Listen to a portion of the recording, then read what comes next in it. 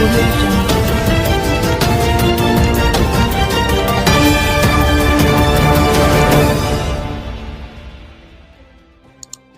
नमस्कार, P18 news में आपका स्वागत है। हमारे चैनल को सब्सक्राइब, लाइक, शेयर जरूर करें। आज की ब्रेकिंग न्यूज फिरोजपुर जिरका हरियाणा से डीसी नहलिया व पुष्पेंद्र शर्मा की रिपोर्ट। रूस यूक्रेन युद्ध के बीच चौथे दिन अपने घर पहुंचे मेवात के छात्र। आइए सुने उनके परिजनों व छात्रों की जुबानी यूक्रेन की कहानी। 2 बच्चे वहाँ MBBS की पढ़ाई करने गए हुए थे। एक बेटा तो मेरा अभी फर्स्ट ईयर में, जो आज ही 9 बजे उसके फ्लाइट ने लैंड किया है दिल्ली में, वो यहाँ सुरक्षित आ गया है। और एक मेरा बेटा जो फाइनल ईयर में है, वो अभी भी वहाँ है। जैसे इस बच्चे ने बताया कि एज पर प्रोसेस पहले जूनियर्स को सरकार ने लाने का काम किया है। और बच्चा जैसे बता रहा था, सरकार ने हमारी सबसे पहले जो पहल की किसी कंट्री ने, वो हमारे देश की सरकार ने की। और इतनी सेफ्टी से लड़का कह रहा था कि हमारी एम्बेसी के लोग हमें हाथों में लेकर आए थे, इतनी सुरक्षित करके हमें लेकर आए हैं। और हम तो जिस दिन से हमने ये सुना था, हम तो इतने डरे हुए थे। यू जस्ट इमेजिन, जिसके 2 बेटे ऐसे माहौल में जहां अफरा तफरी मची हुई है, बम ब्लास्टिंग हो रही है, हम टीवी पे देख रहे थे। तो हमारे ये सिचुएशन थी कि हमारे घर में रोटी तो बन जाती थी, लेकिन कोई खाता तक नहीं था। कि जहां 2 बेटे विदेश में है, ऐसी जगह है कि मौत और ज़िंदगी के बीच में सिचुएशन थी। तो जैसे अभी एक बच्चा आपका सुरक्षित तो हम जब समझेंगे, जब सरकार के प्रयास से वो बच्चा भी यहाँ हमारे देश में हमारे पास आ जाएगा। जैसा ये बता रहा था बच्चा, कुछ लड़कों ने इस लड़ाई को देखकर अपने टिकट्स वगैरह करा लिए थे।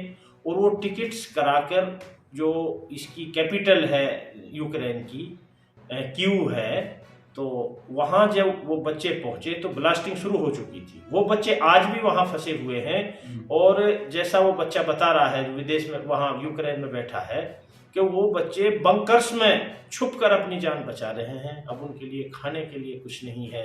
अब उन जो कुछ बीत रही है, वो तो वो ही जान रहे हैं इस बात को। लेकिन जैसे वो बता रहे हैं वो बच्चे कि बिल्कुल सरकार ने ट्रांसपोर्टेशन वगैरह है, खाने पीने का सब कुछ खत्म हो चुका है। आना जाना, पैसे की कोई बैंकिंग वगैरह से लेना देना सब कुछ खत्म है। अब वो तो वही बच्चे आकर बताएंगे उनकी क्या सिचुएशन है, किस तरह से वो अपना टाइम पास कर रहे हैं, किस तरह से वो जी रहे हैं। आप हिंदुस्तान सरकार की जो ये कार्यशैली रही है, इससे आपको कैसा महसूस हो रहा है? हिंदुस्तान सरकार ने, देखो जी, किसी चीज को जो आदमी करता है ना, वो बिल्कुल क्लियर सामने आ जाता है। जैसे बच्चे ने आके बताया था कि हमारी सरकार ने सबसे जो पहल की, सबसे पहले वहाँ उस कंट्री में जो पहुँचे तो हमारी एम्बेसी के आदमी पहुँचे। और उनके एफर्ट से, अथक प्रयास से बच्चों को इस तरह से लाया गया, जैसे छोटे से छोटे बच्चों को लाते हैं। सरकार ने बहुत बड़ा सराहनीय काम किया है। और हम इतने घबराए हुए थे, सरकार से ये इतनी उम्मीद थी, और उस उम्मीद पर सरकार बिल्कुल पूरी उतरी है। हम सरकार के इस प्रयास से खुश हैं। बाकी आगे भी उम्मीद है सरकार से, और ये रिक्वेस्ट है कि सरकार हमारी बहुत अच्छी है। उन बच्चों को भी, वो भी जो किसी के बेटा है, वो मेरा बेटा है, हमारी इंडिया का बेटा है, सरकार उसके लिए भी पूरी प्रयास करे। और उन बच्चों को जो बंकरों में छुपे हुए हैं, अपनी जान बचाने के लिए, उनको लेके आए। मेरा नाम मेराज अहमद है। मैं उलगरोड national medical university first year का छात्र हूँ।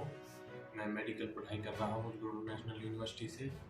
जैसा कि अब पूरी दुनिया में ही ये मंजर है कि रूस ने यूक्रेन पे हमला किया है, तो चौथा दिन है आज। लोग काफ़ी डरे हुए हैं, ख़ास करके जो फ़ॉरेन बच्चे हैं जो कि मेडिकल पढ़ाई के लिए मेनली जाते हैं यूक्रेन, वो खासकर ज़्यादा डरे हुए हैं। और मेनली उनमें इंडियंस हैं। और मेन बात ये है कि रिजॉल्व क्या है, इस चीज़ का रिजॉल्व ये है कि सबसे पहले जितनी भी एम्बेसीज है, गवर्नमेंट्स हैं, इंडिया की गवर्नमेंट ने सबसे पहले काम किया है। सबसे पहले इंडियंस को निकाला जा रहा है। इंडियन गवर्नमेंट के लिए इसके लिए मैं बहुत थैंकफुल हूँ, और हमें विदाउट एनी कॉस्ट यूक्रेन से लाया गया। हाँ, उसके बाद भारत सरकार मेनली इंडियंस को निकाल कर फिर बांग्लादेशी और नेपालीज़ की भी मदद करेगी, क्योंकि उनकी एम्बेसीज नहीं है। हंगरी से मेनली निकाला जा रहा है, तो आफ्टर इंडियंस बांग्लादेशी और नेपालीज़ हैं, उनको भी भारत सरकार निकालने का काम करेगी। भारत सरकार का मैं बहुत आभारी हूँ। उन्होंने विदाउट एनी कॉस्ट हमें हमारी मंजिल तक ला दिया है, हमें अपने पेरेंट्स के पास वापस लौटा दिया है। आपने देखा कि वहाँ किस तरीके का मंजर था? मंजर में ऑब्वियसली वहाँ लोग डरे हुए हैं। ऑब्वियसली वार का मंजर है, वहाँ कभी भी कुछ हो सकता है, तो ऑब्वियसली लोग डरे हुए हैं, खौफ का मंजर है। अभी आप बता रहे थे कि आपका एक भाई भी है वहाँ, तो आप कैसा महसूस कर रहे हैं कि आप यहाँ आगे से सुरक्षित और भाई वहाँ है? अभी तो परिवार में इसको लेकर क्या चल रहा है? हाँ, मैं सुरक्षित हूँ, इसमें कोई राय नहीं, बट फिर भी दिल में रहता है कि मेरा भाई 5th ईयर में उसी सेम यूनिवर्सिटी में है, फिर भी थोड़ा अनकम्फर्टेबल फील करता हूँ। तो आप अभी जैसे आपके भाई वहाँ हैं, तो वो उनके लौटने की कब तक उम्मीद है? उनके लौटने की अकॉर्डिंग टू प्रोसेस 2-3 दिन में शायद वो भी अपने देश वापस आ जाए। अब जानकारी भी होता है। हाँ जी, बिल्कुल। हमने भी काफ़ी विटनेस किए हैं, लड़ाकू विमान और फाइटर जेट्स को वहाँ से निकलते हुए विटनेस किए हैं, लेकिन पूरी कंट्री में ही इमरजेंसी लगी हुई है, तो ये मेनली ये सब चीज़ें आम हैं। ये सब चीज़ें मेनली आम हैं, बट स्टिल हमारे जो यूनिवर्सिटी है, हमारा जो प्लेस है यूनिवर्सिटी का, जो रीजन है हमारा, वो स्टिल सबसे बेस्ट है, सेफेस्ट है, क्योंकि हंगरी बॉर्डर से लगता हुआ है। अच्छा, आप बता रहे थे कि भारत सरकार के बहुत अथक प्रयास रहे जो आप, तो उस बारे में क्या कहना चाहें? हाँ, भारत सरकार का मैं बहुत आभारी हूँ, विदाउट एनी कॉस्ट लेके आए हमें, और हंगरी में जो इंडिया की एम्बेसी है